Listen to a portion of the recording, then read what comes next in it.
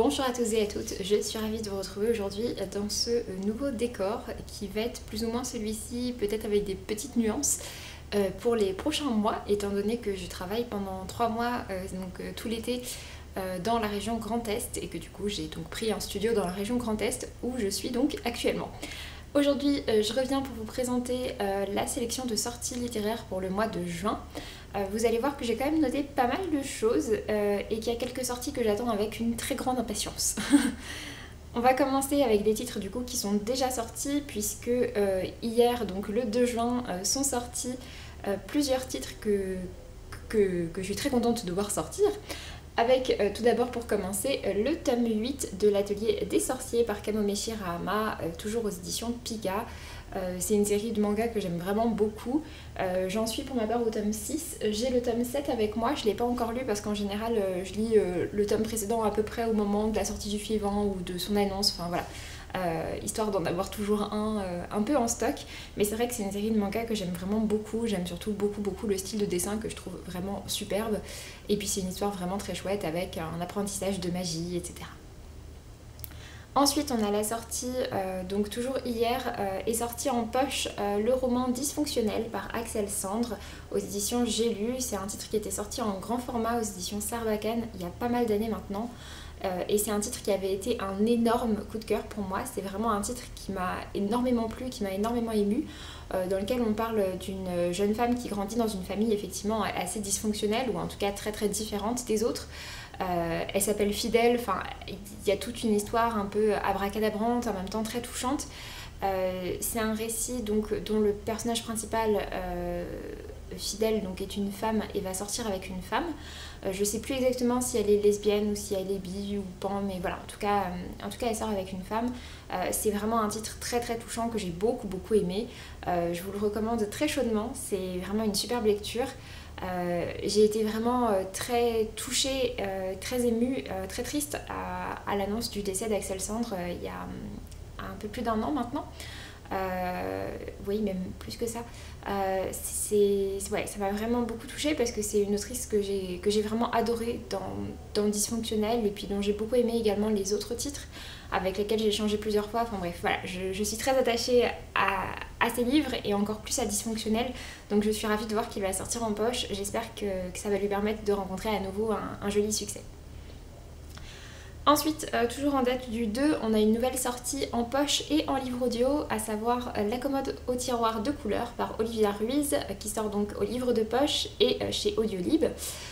C'est un titre qui me faisait très envie quand il est sorti en grand format parce que j'aimais beaucoup, de manière générale j'aime beaucoup les textes d'Olivia Ruiz, et du coup j'étais très curieuse de la voir dans un roman. J'étais assez sûre de trouver une écriture qui allait me plaire en fait. Et puis en plus de ça, ça parle de son histoire familiale, il me semble, avec des souvenirs en Espagne, etc. Et voilà, tout ça m'intéressait vraiment beaucoup. J'ai vu beaucoup de très bons retours, j'ai hésité à l'acheter, mais alors un nombre de fois incalculable. Encore récemment, je crois que j'en ai encore dans mes favoris sur Vinted, enfin bref. Voilà, c'est vraiment un titre que j'ai beaucoup hésité à m'acheter. Quand j'ai vu qu'il sortait en poche, j'étais aux anges, je me suis dit bon, c'est bon, là je saute dessus, je me l'achète. Et puis j'ai vu la couverture et j'ai fait ah, ouais, c'est pas top. Du coup, ça m'a un peu refroidi, et juste après, j'ai reçu un mail d'Audiolib avec lesquels je suis en partenariat pour me proposer de le découvrir en livre audio, en sachant qu'en plus le livre audio est lu par Olivia Ruiz. Clairement, j'ai dit oui, et voilà, c'est comme ça du coup que je vais le découvrir, je pense très prochainement. Une dernière sortie que j'ai notée en date du 2, il s'agit d'une réédition pour l'instant du roman Le cycle du corbeau. Le premier tome s'appelle La prophétie de Glenn Dower, c'est par Maggie Stiefwater et ça sort aux éditions Teen Spirit, donc c'est une collection de MXM Bookmark. On est sur un roman qui est entre de la fantasy, alors j'ai lu le résumé il y a très peu de temps. Alors, depuis l'enfance, Blue entend dire qu'elle tuera l'homme de sa vie d'un simple baiser. Elle a donc résolu de ne jamais tomber amoureuse. Ainsi, le problème est réglé, la prophétie annulée.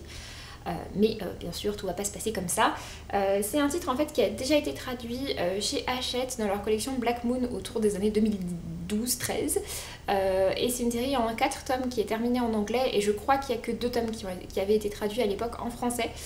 Mais c'est vrai que c'est une série, même si elle est assez ancienne, dont j'entends encore beaucoup parler en VO, que je vois beaucoup tourner en VO. La première couverture ressemble à ceci, ça vous parlera peut-être. Et sur les autres couvertures ensuite, ce sont d'autres animaux. Mais voilà, c'est un titre dont j'entends vraiment parler depuis longtemps, donc quand j'ai vu passer cette couverture-ci, le corbeau plus le nom de l'autrice, ça m'a fait tilt et je me suis dit ah mais oui c'est ce roman là. Donc voilà, et puis du coup comme c'est chez AMXM Bookmark, je pense qu'on n'a pas trop de soucis à se faire concernant le fait qu'ils vont aller jusqu'au bout de la traduction de la série, puisqu'il me semble pas que ce soit dans leurs habitudes d'arrêter en cours de route les séries.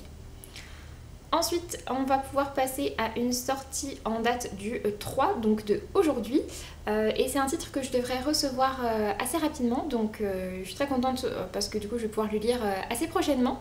Il s'agit de la sortie de The Black Kids aux éditions Slalom. C'est par Christina Ammons-Ritz. C'est un titre qui parle de violence policière dans les années 1990, il me semble. C'est un titre qui me fait vraiment très très envie. J'ai vu passer quelques retours. Il y a notamment la Bookties qui est en train de le lire au moment où je vous parle, qui parle beaucoup de justement de lecture avec des personnages racisés, etc. Et qui dit que c'est vraiment incroyable sur le plan de la représentation de tout ce qui est du racisme ordinaire, etc. Que c'est vraiment extrêmement bien fait. Donc voilà, j'ai vraiment très très envie de le découvrir. C'est un titre dont j'attends pas mal de choses. Et puis c'est vrai qu'en plus les éditions Slalom sortent vraiment plein de romans hyper intéressants ces prochains mois. Vraiment je vous invite à aller découvrir leur catalogue. Je sais pas s'ils ont changé quelque chose dans leur équipe éditoriale ou quoi, mais vraiment leurs prochaines traductions là, des 3-4 prochains mois sont hyper intéressantes, que ce soit des publications françaises ou des traductions. Il y en a juste plein qui me font envie, j'ai envie de dévaliser leur catalogue. Ensuite, en date du 3, donc aujourd'hui aussi, sort un autre roman qui me fait très très envie. Il y a fort moyen que je craque et que je me le prenne prochainement. Il s'agit du nouveau titre de Vie et Schwab, La vie invisible d'Adi Larue, qui sort donc à nouveau chez Lumen. J'aime beaucoup pour ma part la couverture qu'ils ont faite. En fait, c'est une couverture avec un jeu de transparence. Il y a un dessin du coup assez net, en noir et blanc, enfin une photo, je sais plus si c'est une photo ou une illustration. Et puis par-dessus, donc il y a une espèce de couverture un peu comme un calque qui rend du coup cet effet un peu flou. Et comme Adi Larue, c'est quelqu'un qui qui est immortel, je trouve que ça colle plutôt bien avec l'ambiance. En tout cas, c'est un titre qui me fait très envie. Pour ma part, j'aime beaucoup le travail de Vie Schwab. J'ai adoré la trilogie Shades of Magic et j'ai beaucoup aimé également les 2 premiers tomes de Cassidy Black, plus le premier que le deuxième. Et j'ai hâte de découvrir le dernier. Donc voilà, c'est un titre que je suis très très contente de voir arriver en français. Enfin, de voir arriver, qu'il arrive aujourd'hui en français. Ensuite, demain, une autre sortie que j'attends avec très très grande impatience, la sortie du tome 5 de Deep Sea Aquarium Magmel aux éditions Vega/Dupuis. C'est le tome 5 de ce manga qui se passe dans les abysses, dans un aquarium des abysses. J'ai lu pour l'instant jusqu'au tome 3, j'avais pas encore lu le tome 4, faut que je relise quand même le tome 3 parce que du coup je les avais lus il y a un petit moment et quand ils ont repris les traductions du coup j'ai recommencé à les lire. Et j'étais persuadée que ce tome 5 était le dernier tome, mais en fait, en cherchant la couverture, je suis tombée sur des couvertures japonaises pour un tome 6 et un tome 7. Donc la série n'est pas finie. En tout cas, elle n'est pas finie avec ce tome 5. Je sais pas si du coup elle sera terminée avec le tome 7, mais en tout cas, voilà, on re-signe pour quelques tomes de plus. Et pour ma part, ça me va très bien. Alors j'espère juste que c'est pas une série qui va faire 15 tomes. J'espère qu'ils vont s'arrêter assez prochainement en version originale, parce que je suis pas hyper fan des séries de manga à rallonge. Mais vraiment c'est une série que j'aime beaucoup, c'est une série que je trouve complètement unique en son genre, avec donc toutes ces créatures des abysses, etc. Les histoires entre les personnages c'est un peu plus standard, mais vraiment le contexte est juste incroyable et j'aime vraiment beaucoup cette série. Ensuite, en date du 9, on a pas mal de sorties en date du 9. On va commencer avec une sortie que j'attends elle aussi avec très très grande impatience. Il s'agit de la sortie de Encens par Johanna Marine aux éditions Snag. Je suis hyper contente de voir sortir Encens puisque c'est un titre dont j'entends parler depuis un petit moment déjà. En fait, Johanna avait sorti tout d'abord Astronomie qui est ressorti, je crois, l'année dernière chez Snag avec le nom Oxygène. C'est un titre que j'avais beaucoup aimé. Et puis elle avait également sorti donc Cendre avec le même type de couverture puisque c'est également Aurélien Polis qui l'avait faite. Et Cendre, c'était un roman un peu steampunk qui se passait à Londres avec une histoire un petit peu d'enquête assez sombre, etc. C'était hyper chouette. Et Johanna en fait avait annoncé que son objectif c'était de faire 3 romans dans cette lignée-là. C'est pas une trilogie parce que ce sont des histoires complètement indépendantes, mais le but c'était de faire 3 romans comme ça un peu steampunk, enquête, à chaque fois dans une grande ville différente. Et donc pour Encens ça se passe à la Nouvelle-Orléans, donc je pense qu'en plus ça va être hyper empreint de folklore. Et du coup j'ai vraiment hâte de le lire. J'aime beaucoup l'écriture de Johanna, j'ai beaucoup aimé ses 2 précédents titres. En plus la Nouvelle-Orléans, dans la même lignée que Cendre, enfin voilà, je signe. J'ai également noté la sortie du dernier tome, donc du tome 7 de la série Les 7 Sœurs par Lucinda Riley, à savoir La Sœur Disparue. J'ai toujours pas commencé cette série, j'ai acheté le premier tome l'année dernière quand il a été ressorti en poche. Je l'ai d'ailleurs à côté de moi, j'espère le lire cet été pour enfin commencer cette série dont j'entends tellement de bien. J'ai également noté une autre sortie qui m'intéresse oui et non, je vais vous expliquer pourquoi.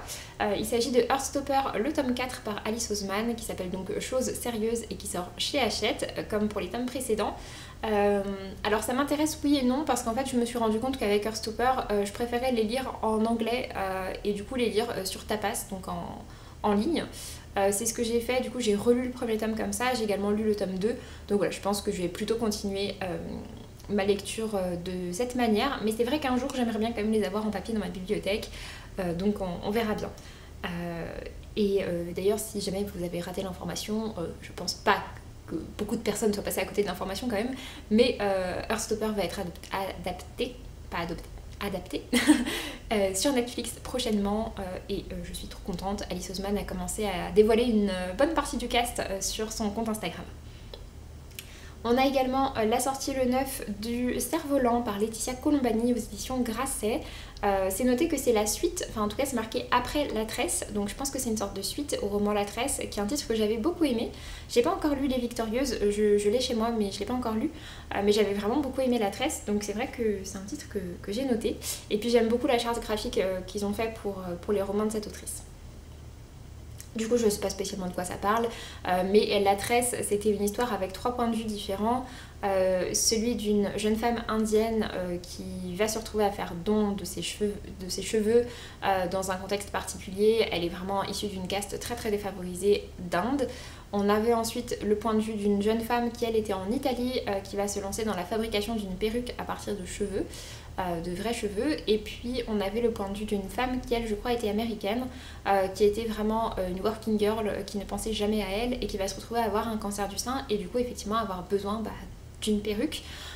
Et voilà, c'était par ce biais là que tout se reliait. C'était un titre vraiment très émouvant qui m'avait beaucoup plu. En date du 9, pour terminer, on a l'adaptation en bande dessinée de Phobos par Victor Dixon. Et du coup, Eduardo Francisco, le tome 1 s'appelle L'envol des éphémères. C'est aux éditions Glénat. Je sais pas combien de tomes sont prévus, s'ils vont juste faire un tome BD par tome roman. Mais voilà, j'aime vraiment bien le style de dessin. C'est pas une priorité pour moi parce que j'ai quand même abandonné la saga Phobos, parce que trop de cliffhanger tue le cliffhanger chez moi. C'est un procédé qui m'agace plus qu'autre chose. Et je trouvais ça trop. En fait, j'ai lu le premier tome à sa sortie, j'avais adoré. Je crois que j'ai lu le deuxième tome rapidement après sa sortie aussi. Et puis en fait, après, l'engouement est un peu retombé comme un soufflet. J'en ai eu marre d'attendre, j'en ai eu marre des cliffhangers tout le temps. Et du coup, j'ai jamais continué la série. Du coup, pour cette bande dessinée là, je ne pense pas que je l'achèterai en version papier à sa sortie. Pourquoi pas, par contre, la lire en médiathèque ou en version numérique aussi, pourquoi pas, voilà. Je suis assez curieuse quand même de découvrir ce récit autrement parce que c'est une histoire, un contexte, une idée qui me plaisait bien, mais c'est pas une priorité. Ensuite, en date du 10, on a la sortie d'un nouveau roman. Alors c'est aux éditions de Saxus, mais en fait ils sortent une nouvelle collection qui va s'appeler Ellipsis. On reste sur le même mode de publication avec une édition collector en hardback et une édition classique en même temps. Du coup ce sont des romans contemporains avec des thématiques plutôt LGBT ou de représentation raciale, enfin voilà, en tout cas de représentation. Ils en sortent 2 et pour ma part celui qui m'intéresse c'est le roman Le bleu ne va pas à tous les garçons par George M. Johnson. C'est un titre qui me fait vraiment très envie, je suis vraiment très curieuse de le découvrir. Après clairement je le prendrai pas en hardback parce qu'autant le hardback sur un beau roman de fantasy ça me parle. Autant sur un roman contemporain, c'est vraiment pas quelque chose qui est prioritaire. Et du coup, c'est pas non plus une priorité de l'achat. Je pense que plutôt le prendre en occasion. Mais ça reste un titre qui m'intéresse et du coup que je voulais vous mentionner. Et puis du coup on reste chez De Saxus. La semaine suivante, le 17, vont sortir plusieurs romans. Et pour ma part, celui qui m'intéresse, il s'agit du second tome de Nevernight par J. Christophe, que je me prendrai du coup dans cette édition-là pour matcher avec mon tome 1.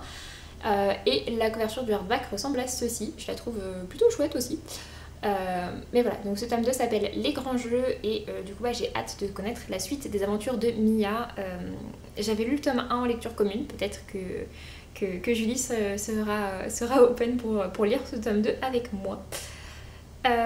Et du coup pour terminer, on a deux titres qui sortent. Alors je crois qu'ils sortent le 23, mais je me trompe peut-être. En tout cas, ce qui est sûr, c'est que les précommandes sont déjà ouvertes. Il s'agit du coup de deux nouveaux titres aux éditions du Chat Noir.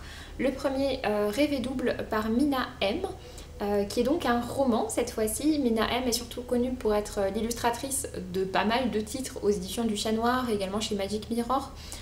C'est une illustratrice dont j'aime beaucoup le travail. Elle avait sorti déjà un artbook qui s'appelle Petite Défaillance et puis un roman jeunesse, Papier noir lueur d'espoir. Et donc cette fois-ci elle sort un roman, je crois que c'est du young adult mais je me trompe peut-être. En tout cas c'est dans leur collection qui s'adresse plutôt à un public young adult. En fait au Chat Noir ils ont plusieurs collections et leur collection gothique, comme ils en font pas mal, il y en a deux en fait, une qui est destinée à un public ado et adulte et une à un public vraiment plus adulte avec des romans peut-être plus exigeants aussi en termes de plumes, des thèmes plus sombres, etc. Donc voilà, du coup donc la sortie de Rêver double, je sais pas exactement de quoi ça parle, je n'ai pas spécialement regardé, je vais y aller un petit peu les yeux fermés. Et puis en même temps l'autre sortie du mois de juin aux éditions du Chat Noir, il s'agit de l'anthologie 9, alors vous verrez peut-être pas grand chose parce qu'elle est complètement noire, avec donc qui sort donc pour les 9 ans des éditions du Chat Noir avec 9 nouvelles. C'est pas trop le genre de choses qui me parle plus que ça, les anthologies en général c'est pas quelque chose qui m'intéresse plus que ça, mais je voulais quand même vous la mentionner. Sur ce, j'en ai donc fini avec cette vidéo, j'espère que ça vous aura plu. Je vous souhaite du coup de passer de très belles lectures. N'hésitez pas à me dire si vous avez repéré certains titres.